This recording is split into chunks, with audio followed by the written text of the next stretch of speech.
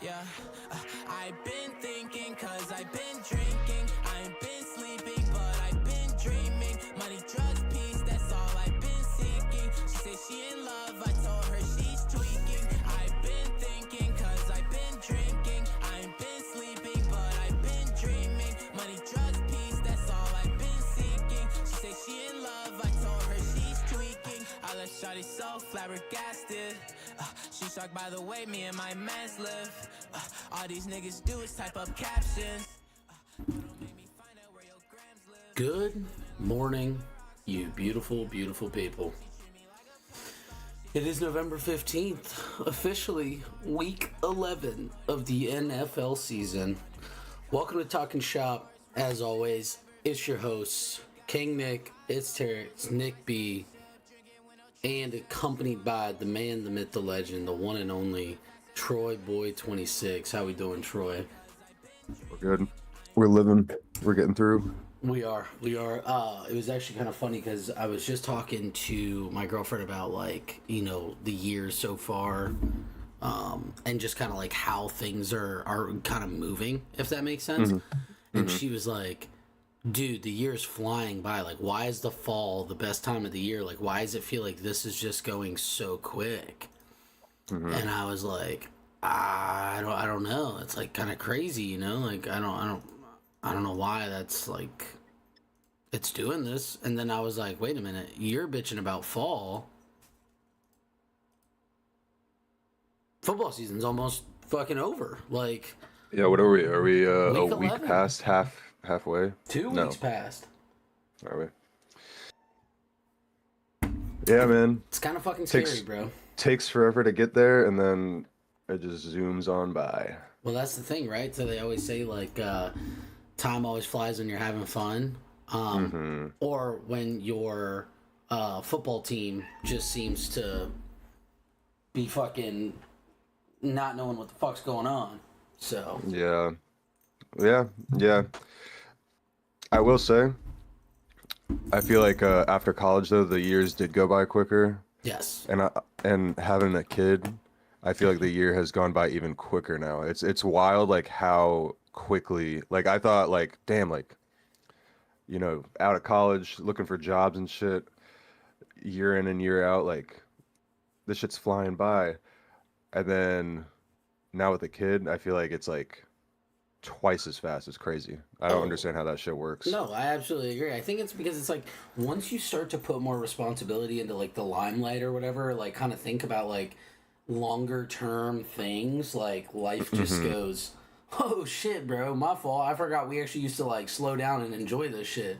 We're just gonna fly right by you because now, dude, like I feel that. Like I literally was like just thinking about that when we just got like we just did like our little like performance review and we just had like I got like a semi promotion at work or whatever, and I was thinking about it, bro, and we were talking about 10 year, and I was like, oh well, I haven't been here that long, and he was like, well, I mean, you've been here for 3 years, and I was like, yeah, holy fuck, bro. That's why hot take, time is not real. Yeah, we make it up, bro. We make it up just to make life a little easier. It 100% is made up. Don't believe in it. Take your clock, throw it out the fucking window. It's not real. You do what you want on your own time. Don't let anyone else tell you different. But we're back, man. It's week 11. I feel like last week's games were like kind of odd. It was a little weird. Obviously, I'm pretty stress free today. We got to sleep in a little bit. I feel like we're a little more invigorated on this show. I don't know. Maybe I'm just feeling good today, but. We all watched that travesty of Thursday Night Football. We talked about it last week. So Denver's been on a little mini bye with extended time off before we play the Kansas City Chiefs this week.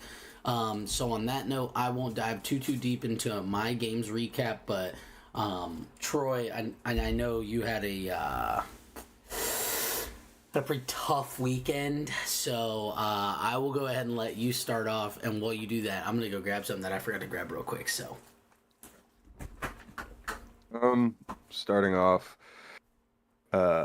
my first thoughts, this is in the game.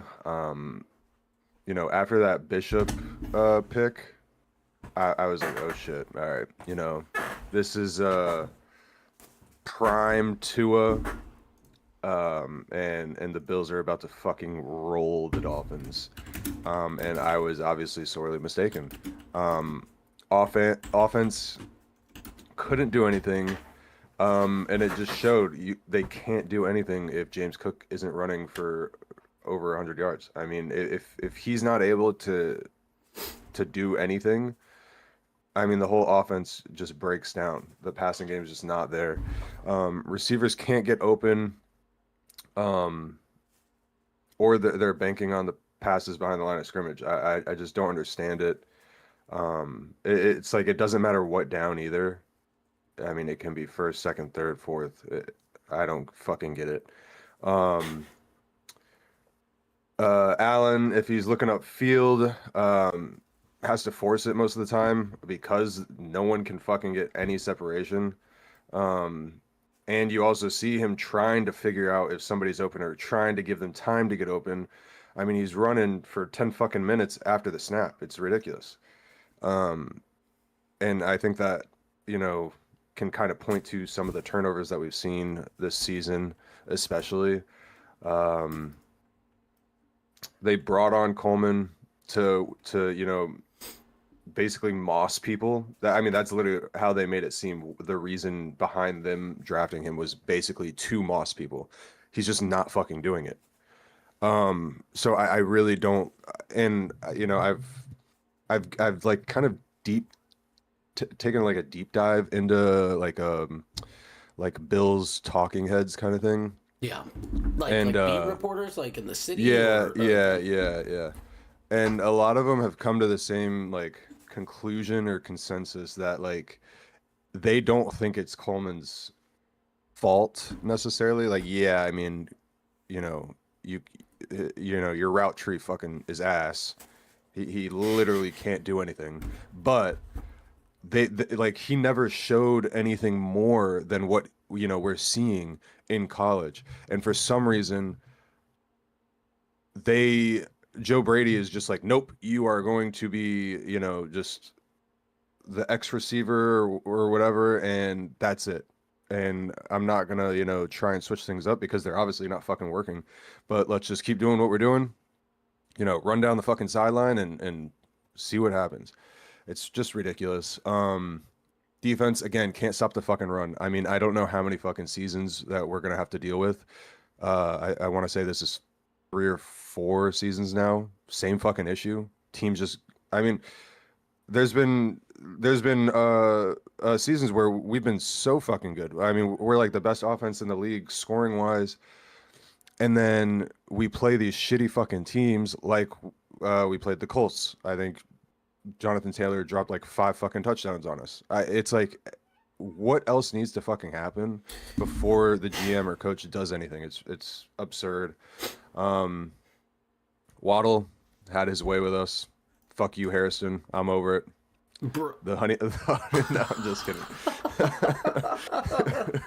I will say though, like that is an understandable like overreaction, and I know you actually sent me some fucking crazy shit on like a thought plan from some beat reporters in Buffalo, and how they were talking about how Maxwell should be lining up on some Travis Hunter shit, playing fucking wideout. No.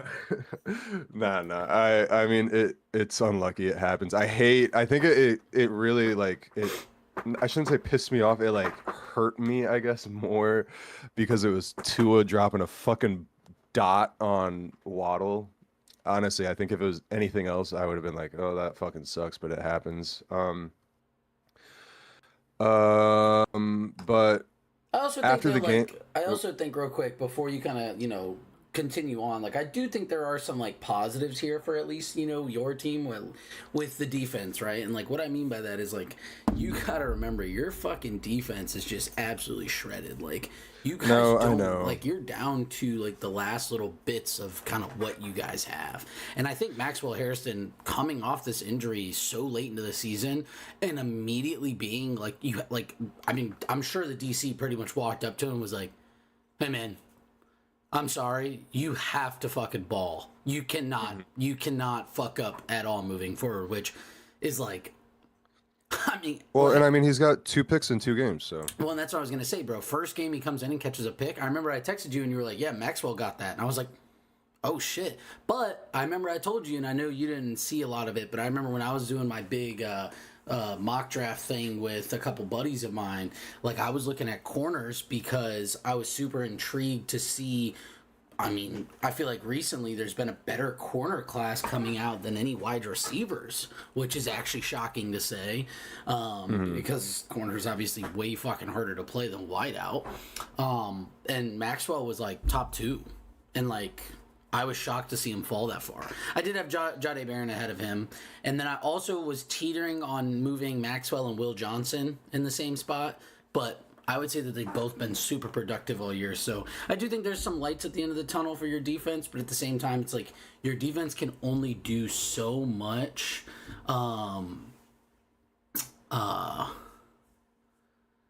That like it's a little, like it's kind of tough, Well, but and that's my thing. Like, I don't think I would be having these like reactions if like I said, like it's every fucking season. It's the same issues, and they bring in these people that are supposed to change that, and they're not.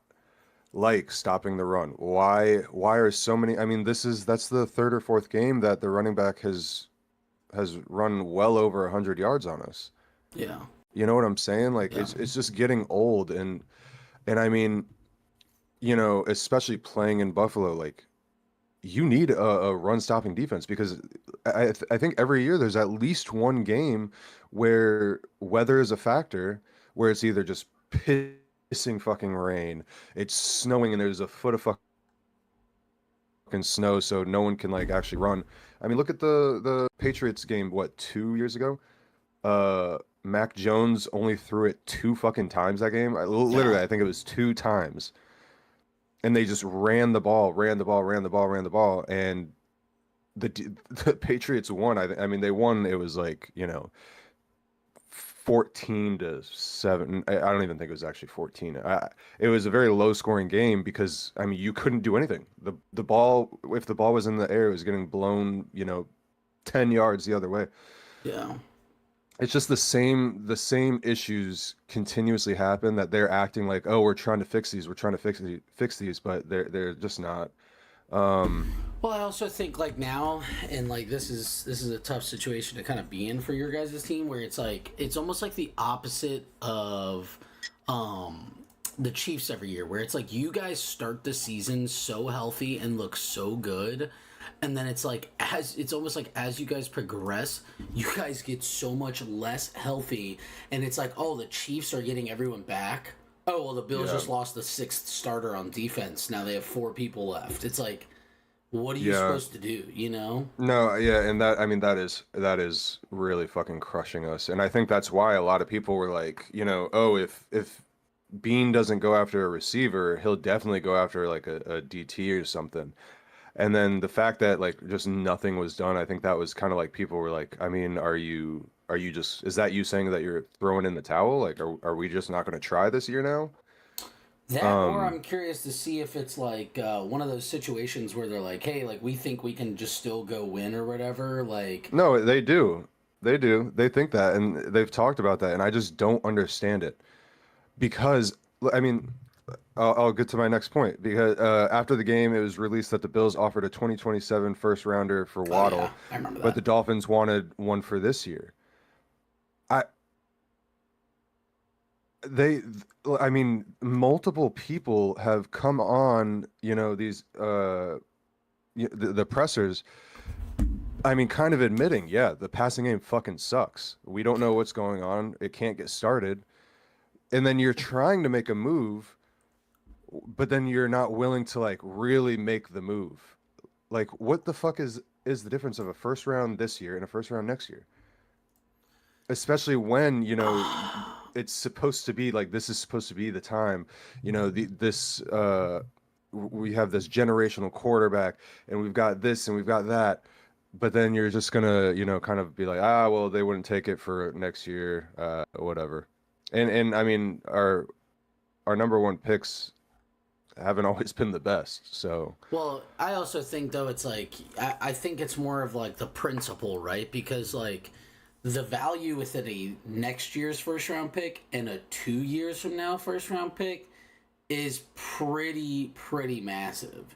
So I do think like I know you're like as a fan you're like fuck man, can we just go get a guy? Like what is our problem? But at the same time like you think about it like I'm not mad about it because like I was very like when I even heard that they wanted a first round pick I was like yeah cool, give them a first round pick in 2028 and fucking a third for Waddle and then, like if we don't make it happen we don't make it happen, it is what it is. But it's like but if your team has these aspirations and like this is the window, you like shouldn't they be throwing everything but the kitchen sink right now to anything and just trying to get something to fucking stick? I don't know because I feel like my team did do that with a great player by the name of Russell Wilson, and it was the biggest catastrophe I've ever fucking seen in the the history of sports. So I almost say no. I almost think it's a little bit safer to run the risk of, oh man, we made a deep run playoff and lost again, instead of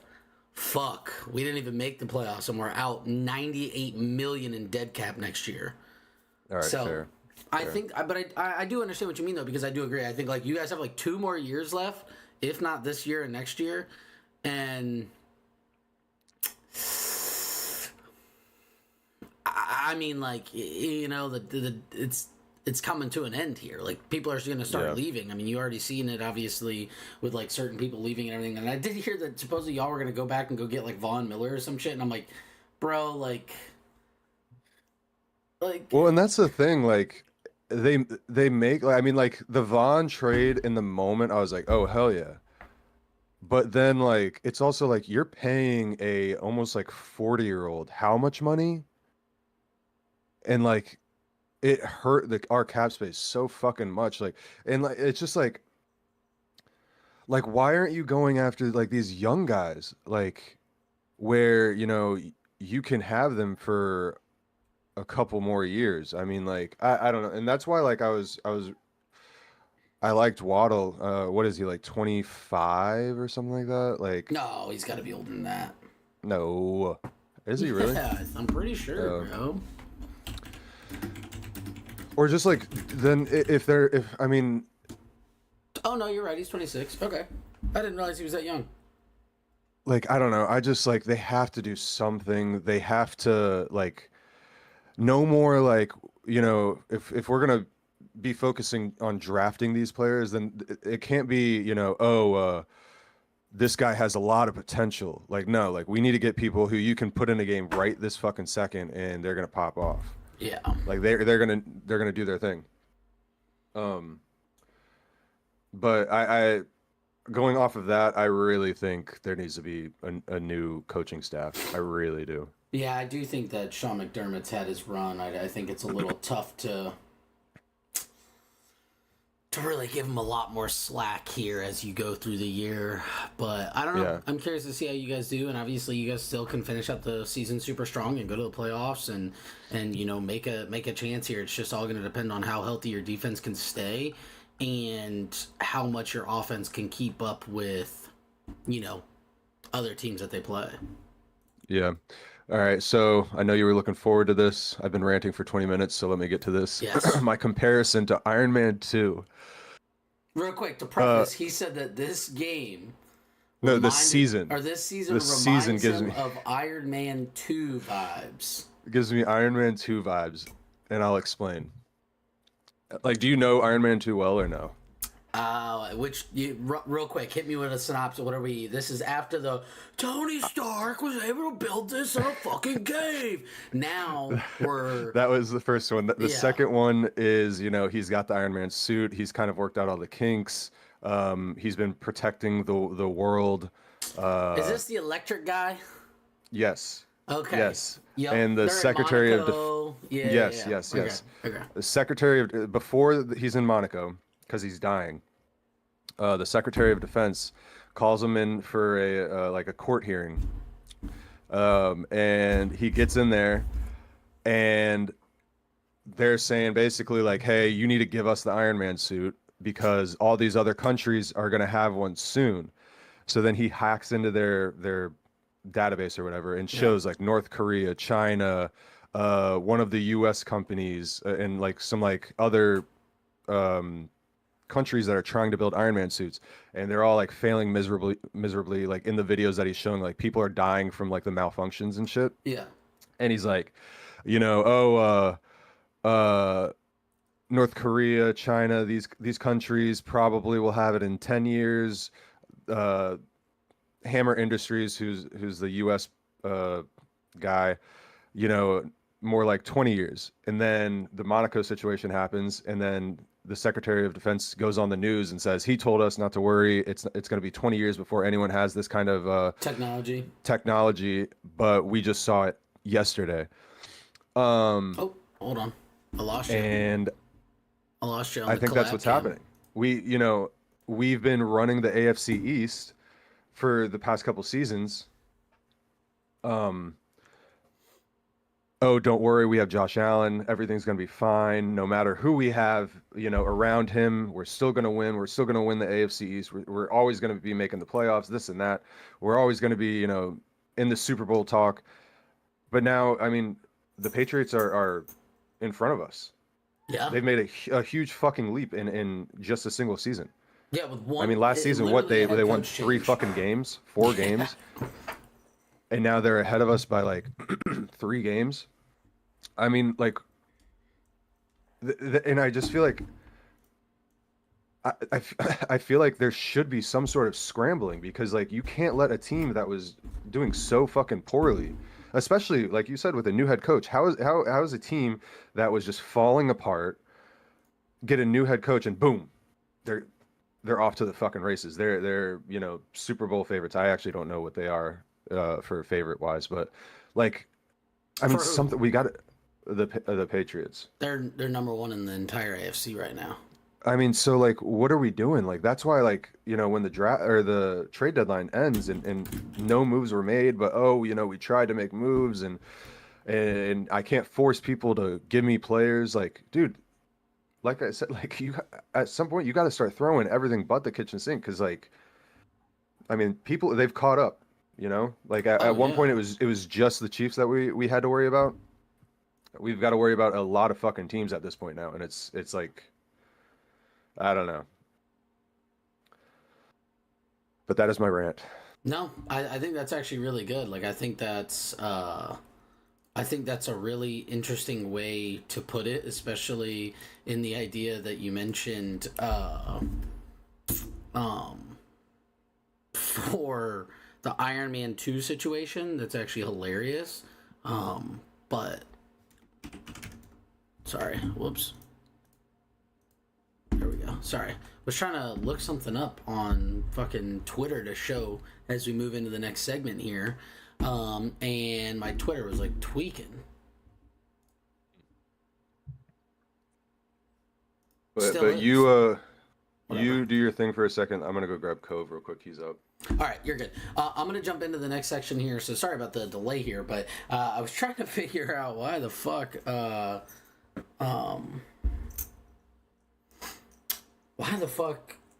Twitter wouldn't let me send anything. But we're going to go jump into some recaps of some games here. So I really wanted to mention one game in particular, and I'm actually going to jump over one of the games I've listed here to go talk about this one, because I feel like this one's pretty fucking crazy to think about.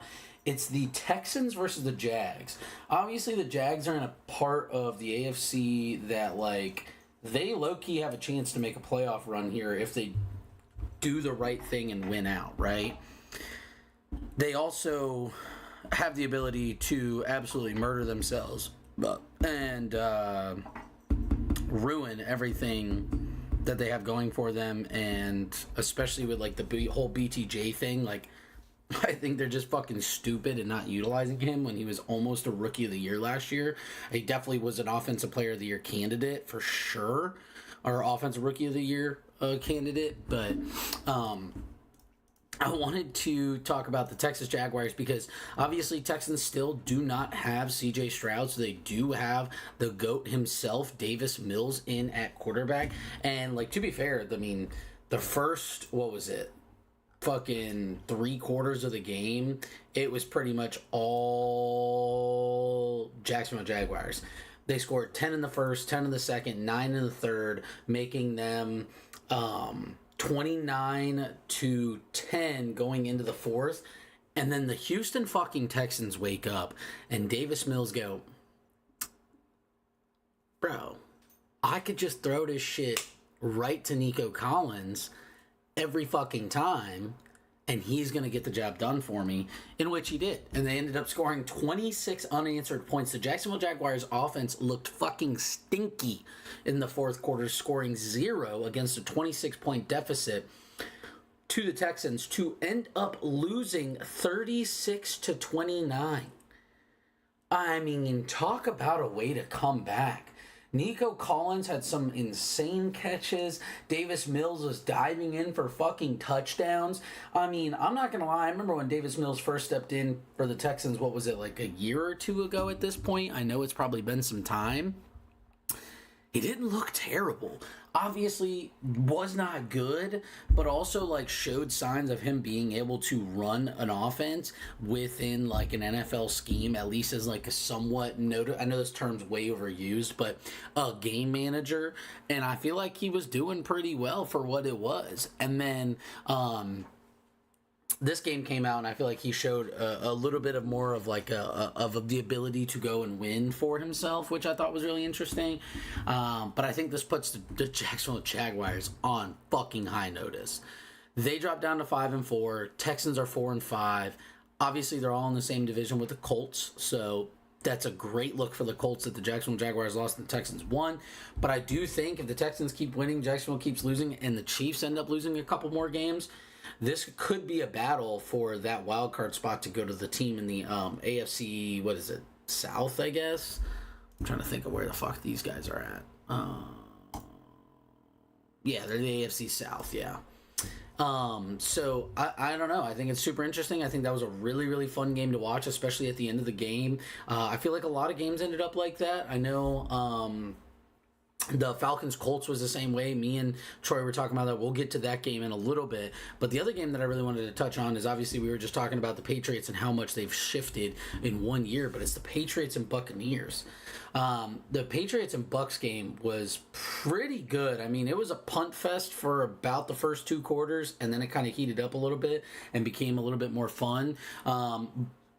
Ultimately, tough scene for the Bucs there at the end of the game. Their defense was doing well, but then struggled in key moments. And like, I mean, obviously you can't say that Drake May didn't play well. He didn't play bad, that's for sure. But at the same time, he didn't play the greatest either. So, all in all, I think it showed that Drake May is still progressing and that he is not a terrible player by any means, but he is getting there. And it's definitely going to be an interesting run, and I definitely still think that the Bucs are more than capable to make the playoffs and have a ton of success. But just curious to see how it all works out as they push forward. So, they also did have I also just a slander on the Patriots real quick, just because I am a big hater. They do have the easiest record or opponents this year, by far. They've played the Tennessee Titans, the Saints, the Jets, the Giants, the Browns. Oh, I'm sorry. Yeah, they've played 11 games against the 10 worst teams. That's tough. That is tough. But I digress. We're going to jump into another game here that I thought was quite interesting. I know that this game was actually pretty wild, to say the least, but unfortunately ended in a loss for the New York Giants, which ultimately resulted in some massive changes throughout their organization that we will also touch on later. But the Chicago Bears were able to pull out a big win against the Giants. Same situation here. The Bears didn't even score until they did score a touchdown in the first quarter, and then they didn't score again until the third, with it only being a field goal, and then came in with 2 touchdowns late in the fourth to go ahead and win the game. I do think a massive piece of this was Jackson Dart getting injured during this game. I think he's been evaluated for a concussion 4 times this season and is officially out with a concussion now, and is week to week. He is out this week. They are starting Jameis Winston in his first start as a Giant this season. So kind of excited. I already know it's always fun to watch Jameis Winston sling the pill a little bit, so super curious to see how they do. I'm not even sure who they play this week. I know we'll get to it in our picks, but big win for Caleb Williams. They seem to be stringing along really well. I hate to say it, but I feel like there's a lot of teams this year with really good records, which ultimately I guess happens every year, but at the same time, I feel like there's not too many teams that are like middle of the road right now. Besides a couple, I feel like you're either at the top of the standings or the bottom of the standings. There's really no in between. But I do think Jackson Dart is still going to be the future of that team. We'll get to the organizational shifts here in a little bit for them. But also, I think Ben Johnson for the Bears has finally unlocked that offense, and they're finally looking like a true team here. So. Let's see, what other games did I want to talk about?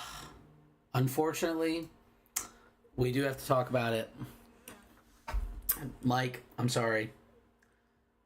Panthers losing to the 1-7 Saints. Or, I'm sorry, 1-8 Saints. 17-7. Bryce Young did not look good. It's going to be a tough one. Very curious to see how it goes. Troy, do you think, though? Okay. Well, I was going to say, like, do you think, I mean, because, I don't know, I guess I'm kind of biased at the moment just because, you know, the Bills lose to the Dolphins, who had like 2 wins under them. So, like, do you think it's like something that it's like, you know, oh shit, something needs to change? Because I feel like they've kind of been holding their own a bit. I mean, they've won some weird games, I feel like. But like, do you think like there needs to be a change, or? I think that's a great question, and that's actually kind of where I was going to go. Was like, I was going to ask, do you think there's faith in the Panthers? Like, do you think they have a chance to do well, right? Like, I mean, here's my thing. I think that. And hold on, let me rephrase that. I don't think the Panthers. I mean Bryce Young. I think because I feel like he's kind of closely related to Kyler Murray, I want to say. You know, the smaller in stature. You know, he gets out of the pocket and kind of scurries around. Yeah. So I feel it, and like we've seen, you know, the Cardinals have in the past been able to, you know, make some things happen. So I feel like maybe like, because I really think they have, you know, they could have possibly one of the best receiving cores in the NFL. I just think now they need to kind of figure out how to utilize Bryce Young the proper way, because I don't think, you know, you can expect him to make, you know, the normal plays that you see other teams making. So I think like if you can scheme, and honestly, it's kind of like, you know, because you brought up the Bears, I think it's kind of like the Bears in a way, like you've got to scheme this offense now in a way that he is able to do stuff. You're talking about like make it more for him, but Yeah. like at the same time, don't you think that was kind of like what they've been doing and kind of their whole point of like bringing in Dave Canales, where he's like this quarterback's guru to try to build Bryce Young into this guy, and then like we saw it, like Bryce Young was under the lights, down 10 points, had an entire quarter, I believe, to fucking figure it out. Yeah, I mean, bro, so the Panthers scored their touchdown in the first quarter, and they were up 7-3 going into the second. Then the Saints scored in the second. making it 10-7. And then they had they had an entire second half to score a point, and it never happened.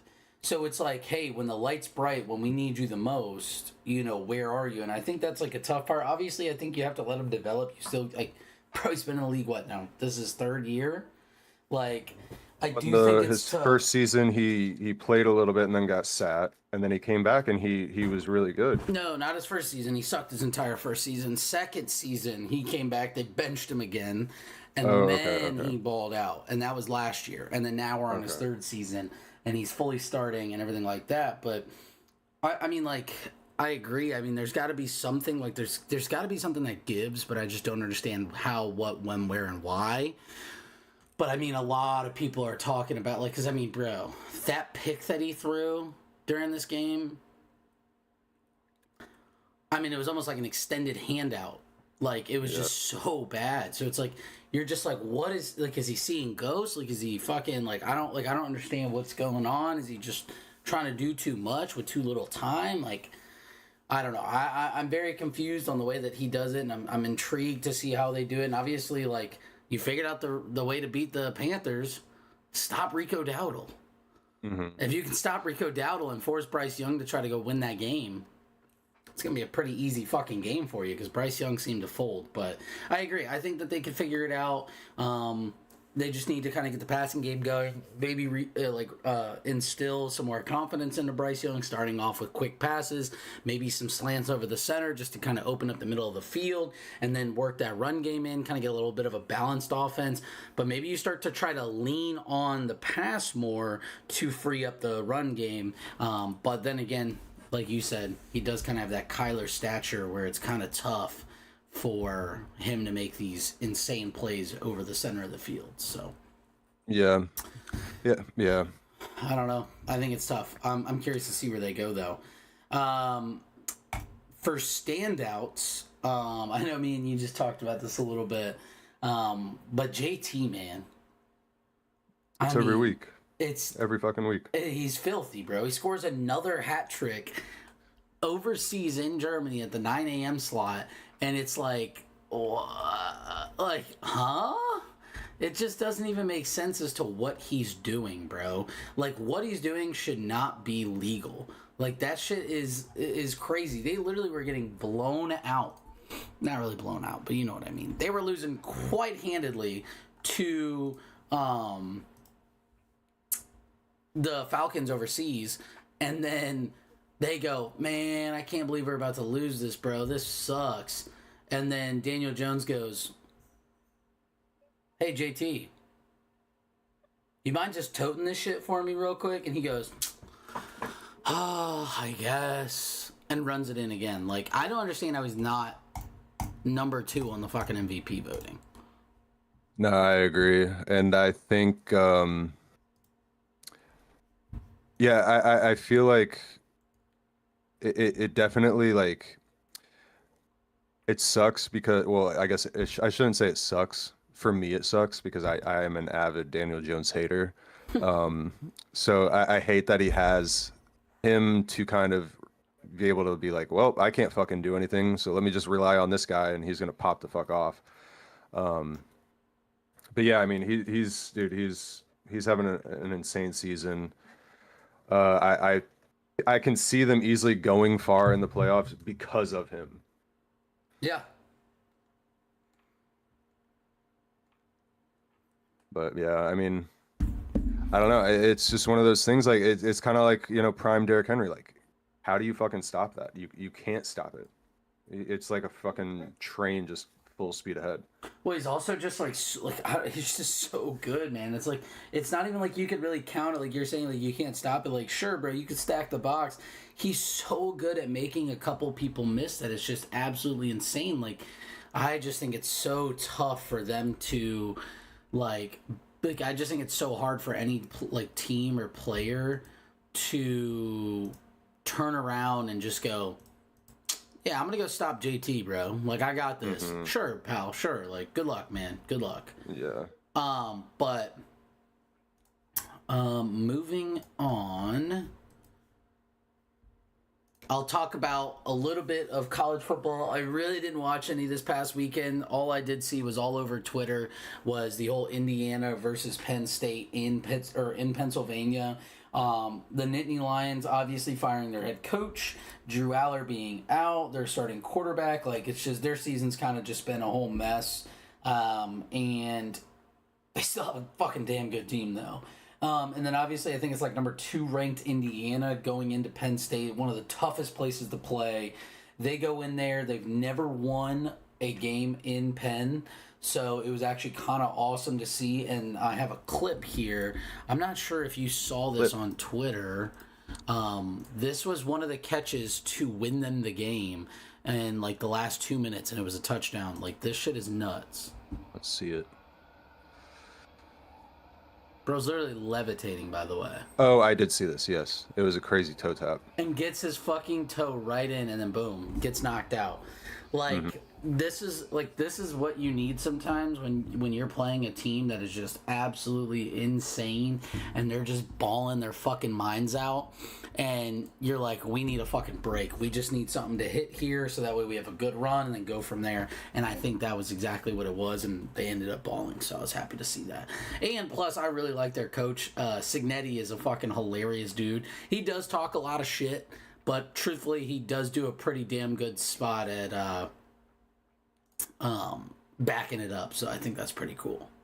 So... all right, well, we're kind of flying through this today, but I know we didn't have a lot to talk about since I feel like last week for football was just like not that, like, you know, not that crazy of games to kick off. But I also turned football off. Yeah, it's a tough scene. That is a tough scene. I also was only hate watching all weekend because Denver played on Thursday, so I was not locked into the full slate of games, which I will be locked in for most of the slates tomorrow. I do have an event I'm going to at 3:15, which will, lead me up perfectly into my 425 game that I will touch on very, very shortly. But let's go ahead and jump into things around the league here. And start off. After the loss to the Chicago Bears, Brian Daboll, head coach of the New York Giants, is fired. Bean, make the call. Make him an OC? No, I want him the head coach. No, I mean, I feel like it was inevitable. I'm actually kind of surprised it didn't happen sooner. I don't know. The Giants are just one of those teams, you know, like I think, you know, they had these like really flashy players, intriguing players, and that's kind of why people were like talking about them, even though they were still losing, and people were still like, "Oh my God, this team," because I just think they were kind of fun to watch. Yeah. But at some point, you got to be like, "Hey, you know, we're not winning. You know, what the fuck do we need to be doing?" Winning. Yeah, sucks for Daboll. I'm a big fan of him, but I do wonder, you know, the next team he's on, because I believe he said he doesn't want to go to college. I think he wants to stay in the NFL. Yeah, I'm not 100% sure on that. Truthfully, I wouldn't. If I was him, I wouldn't. I would also not want to go back to college, because college football right now is like such a weird place, and it's like everything's so brand new with the NIL and all that. It's like it's a tough place to be, where it's like NFL, you know, it's tried and true. It hasn't changed in years. So yeah, but I feel like, I know I said I want him as head coach, but I do think that he probably would be a lot better just as an OC, which, I mean, I'd also be completely okay with. I mean, I think the Bills had one of the best offenses under him. That's what got him a job at the Giants. Let's not forget. Yeah. But yeah, so I don't know. I don't know if we'll see him as a head coach again. I could see him as an OC for sure. At least not like a right away. I don't know what job is available. Yeah. I don't think we'll see anything during the season. Yeah, I would be shocked not. if we saw something during the season. I think we'll see something for sure in the off season, unless, you know, unless one of these really shitty teams, or not shitty, I guess, but like maybe these teams that have maybe like are kind of like there but not there yet. Like they just need something to, kind of push them over. Maybe they say, hey, we need to make a change here, and that's what would bring him in. But I don't know, like, because I don't know what is he looking for. I mean, obviously, you want to win, so is he more focused on like these better teams that are kind of already there? I don't know. No, I agree. I think it's such a weird like place and atmosphere currently in the NFL, especially around head coaching, staffing, or like, head coach, the staff, the ability, and kind of how you want to build your team to excel in these areas. And I think like one of the key pieces kind of moving forward is like you need a head coach that's able to win enough, kind of like a Tomlin aspect, to keep you guys relevant. But then you also need the staff around you to be able to buy the fuck in and, go figure out how to win on offense and stuff like that. Like, I think the perfect example, right, was Sean Payton taking over the Broncos. And for DC, his first call was, I believe it was Vic Fangio. I could be wrong. I might have it backwards. Maybe he called both and not one out, like, and I think that's actually more relevant or accurate, as I think he called both Vic Fangio and Vance Joseph and was like, hey, you guys know how to run a fucking defense. I need somebody that can help me here. Like, you guys have experience in Denver. You know how this all works. Like, need you guys to be my DC. And obviously Vic Fangio was like, yeah, I'm not leaving, bro. I'm good. I'm set where I'm at. And then Vance Joseph was like, I'd love to come coach. And look at our defense. We're a top 3. Yeah. It's like, hey, why not be familiar with the team and show out and have fun? So I'm curious. I do agree. I mean, fuck it. If I was him, bro, I'd take 2 years off. Fuck it. You're making so much money because they still got to pay out a coach's salary. They don't cancel those. So it's wild to think about. But my next piece here I wanted to throw out there is the Patriots' success, right? Obviously, they've been balling. Drake May looks great. The draft to pick up Will Campbell, I mean, they hit like a motherfucker on that guy. He is so good. But I was going to say, what do you think is 100% causing their success?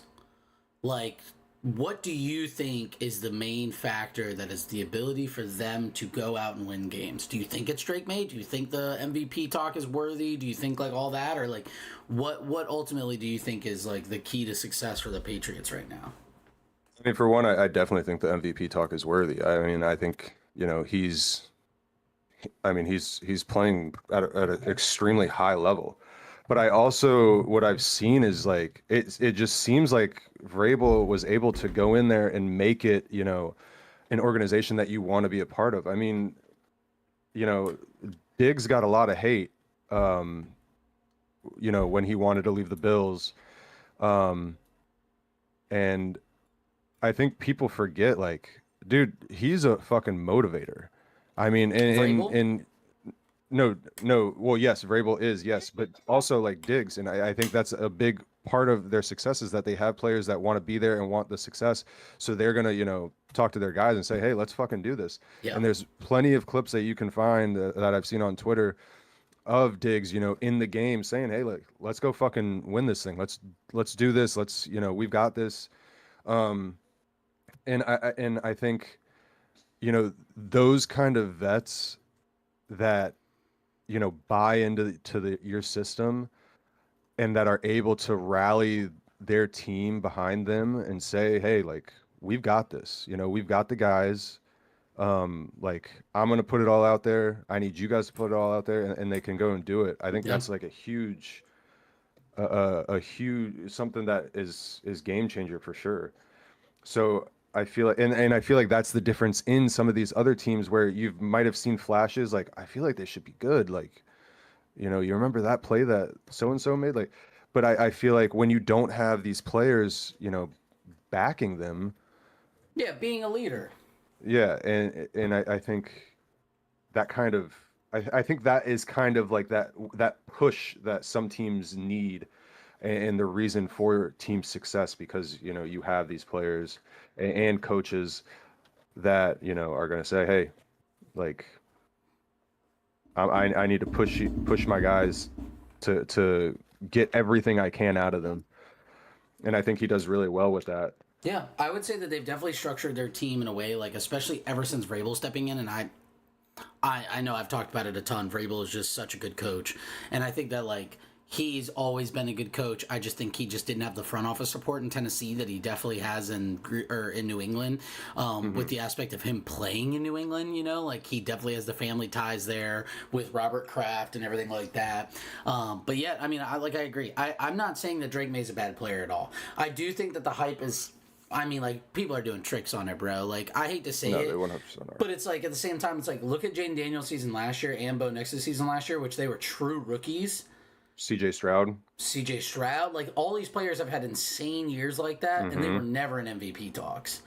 That also goes to show, not a lot of fucking people are balling out this year in the quarterback realm. Like, I hate to say it, this year's just been sloppy for QBs. Besides Daniel Jones, which the last 2 games he's shown a lot of regression. But besides that, like, he's having a good year, don't get me wrong, and he's going out and winning games. But like, I got in this big argument with one of my buddies who's a Patriots fan, and I go, what's the difference between this year for Drake May as a sophomore than it was for Bo Nix and Jaden Daniels as rookies? And I truly think it's more impressive to rookies take their teams to playoff wins. Jaden Daniels went to the NFC fucking championship. Yeah. Well, and I mean, because we've talked about this now for the past couple of weeks. I am interested to see what happens next season. Yeah, agreed. You know, because we've kind of said every time we've brought this topic up, like we're kind of considering this his rookie year. So are we going to see that regression next year? Are we going to see teams kind of know, hey, this is what this guy likes to do. This is how we stop him from doing it. Yeah. So I am interested in, like, I mean, if they make a deep playoff run, if he wins MVP, this or that, like, good for him, good for them. But I am very interested to see, can he continue? Can he continue to, change his game? Or is he kind of like a one-trick pony and we're going to see teams, shut that shit down? But I totally agree. I mean, but also, like you said, though, we do got to give him his flowers. He is balling. He's coming up in massive clutch times. Like, he's playing very, very good football. So I do respect that ultimately. And, I think he deserves every flower he's getting. I just want to state that, it's one of those weird situations right now where we're at. And it's like, I'm super curious to see how he does in his supposed next season and then go from there. So, but yeah, I mean, I think if they can win out the AFC, I do think it is possible for them to go and win out the rest of the AFC, though, and possibly be a first-round bye. But I don't know. That's my opinion. But hold on.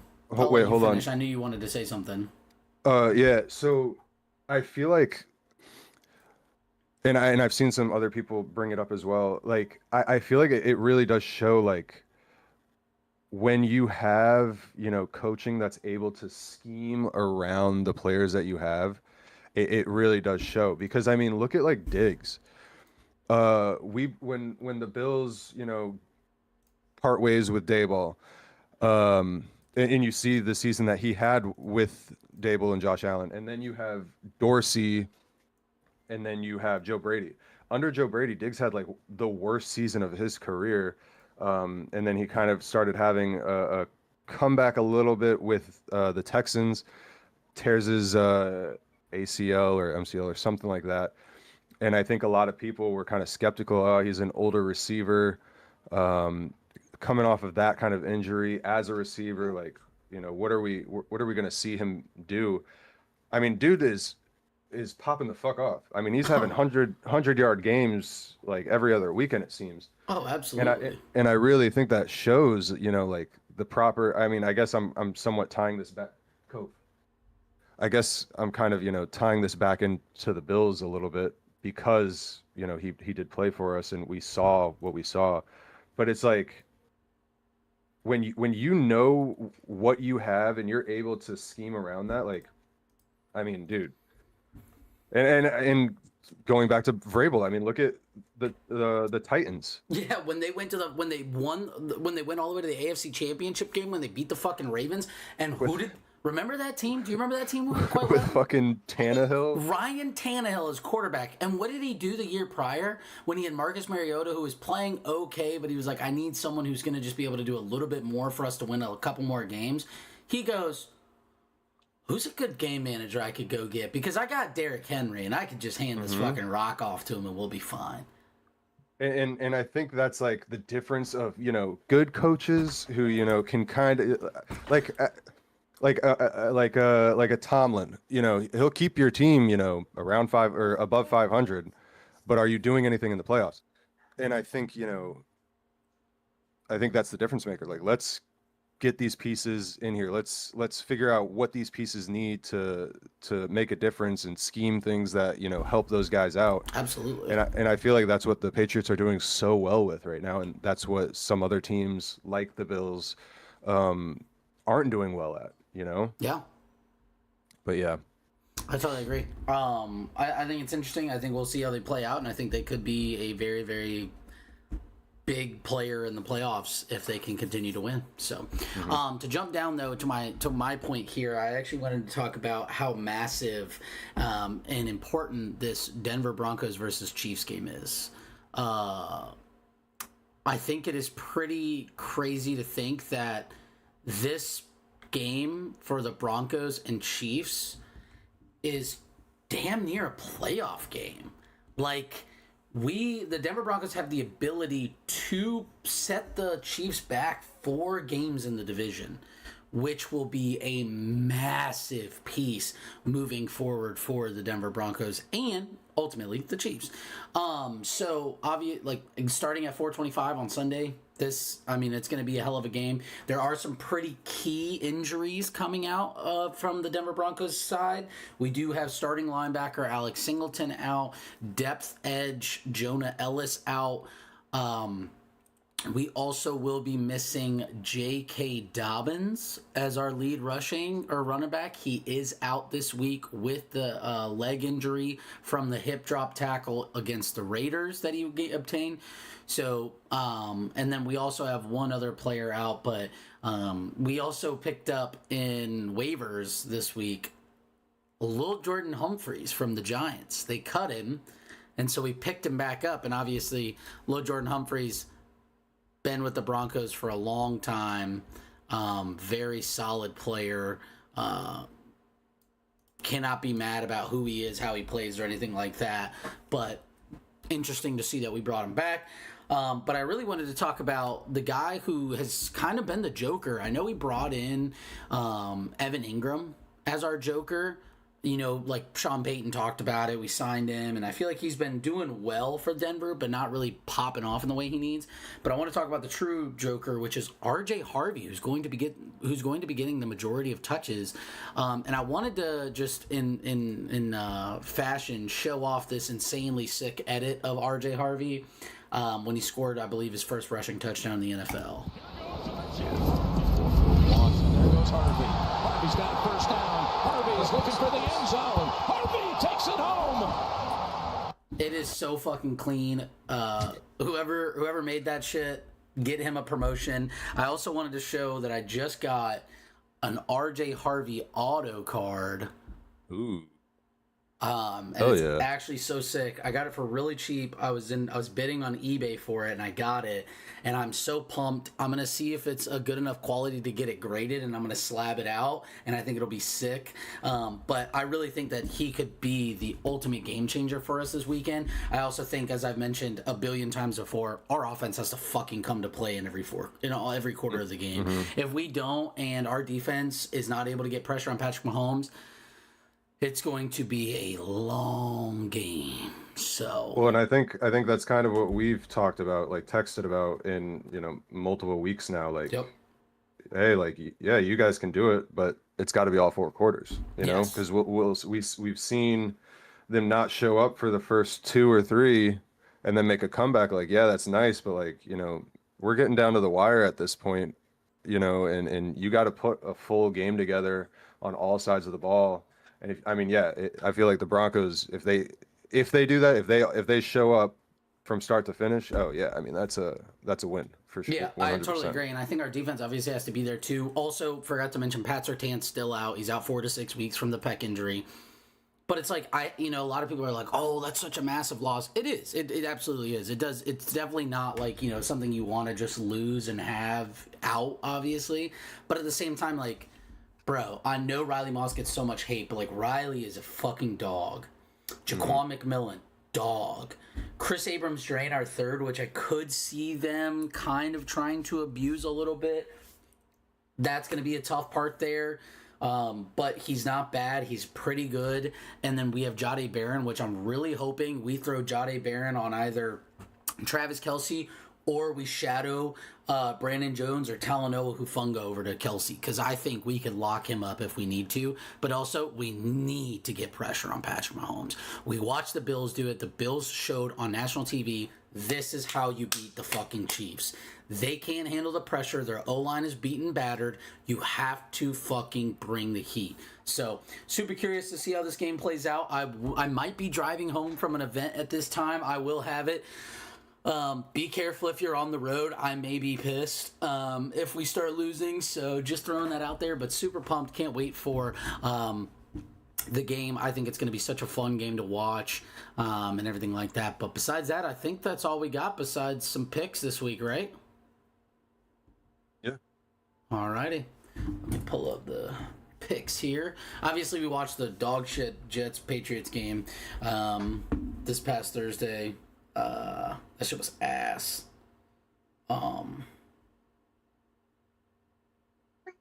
So glad we both picked the Patriots there.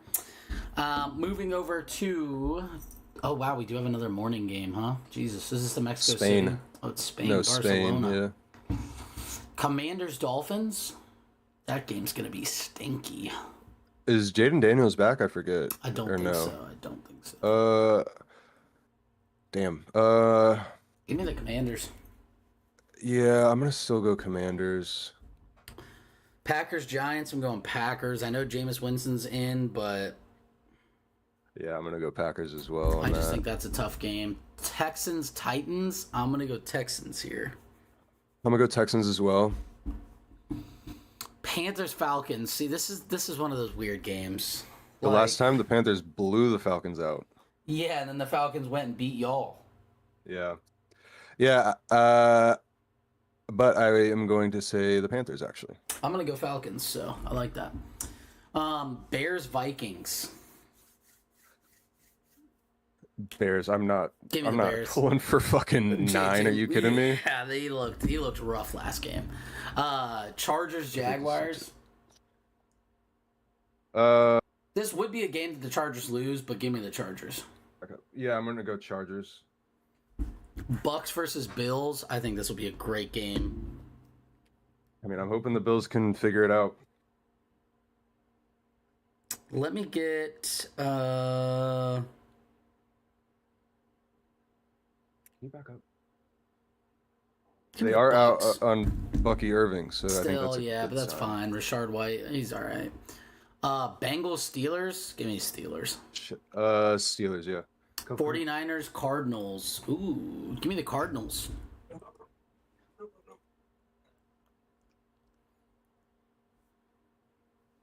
Give me the 49ers. Then we got the Seahawks and Rams. I'm gonna go Rams. Who is it? 49ers Seahawks? Yeah, hovering Seahawks. over. I went Rams, so I like that. I think this, low-key, the fact that both of these games are being played at the 4 o'clock slot is crazy, because both of these games are massive games. This, I think, will be a fucking slugfest. I think this will be a great game to watch. Both have insanely good defenses and insanely powerful offenses. I think that's truly maybe the marquee game of the week. Also, the Denver Broncos and the Chiefs. I think there's 2 big games on. Broncos-Chiefs, obviously, I have to go Broncos. I think we can really win this game. We just have to put together a full game. Broncos. And then Ravens, Browns, Ravens. Ravens. Lions, Eagles. Give me the Lions. The Eagles are shaky, man. Yeah. Like they've got a lot of issues right now. I'm gonna also go Lions. Cowboys Raiders. That game's gonna be dog shit. I'm gonna go Raiders Cowboys. actually. Give me the Cowboys to bounce back. And then Bills Texans for Thursday next week. Bills, hopefully. Yeah, I think you guys can win that one too. So awesome, man. Well, hey, it's been a good fucking hour. We kind of got into this. We knocked it out. Felt like today was a good show. A little bit more energy. We got to sleep in a little bit, so life's a little bit better, you know. We're getting better at these. We're kind of getting back into them, swings. I know we haven't been posting on YouTube or anything. It should be posting our VODs in the short forms, so please stay tuned to that. Besides that, hey, Troy, any last words? It's been real. I don't have anything. All righty. All right. See you, boys. Let me see.